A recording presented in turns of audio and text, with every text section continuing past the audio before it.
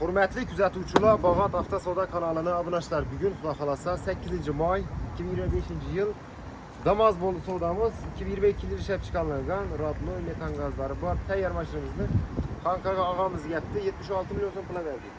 Ağa təbrikimiz hayırlı, dövlətli maşin olsun. Bağat Avtosoda. Ahmet. Razı mısınız?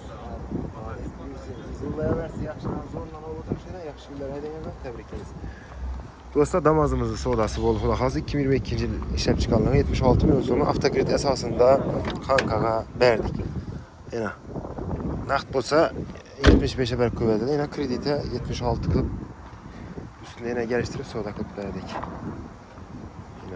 Geçen de şunu zor çıralısın kadar maşinler köp, avtokredit, avtobarter, naqd pul esasında gelip maçlarımız kredit kılavuzda. Şimdi satırdan maçlarımız olsa tavsiye kılamız, alıp geçseniz de zor kılıp reklama kılıp soda kılıp veremiz. Soda zor kılıp olsa Bağat Avtosoda kütemiz, rahmet.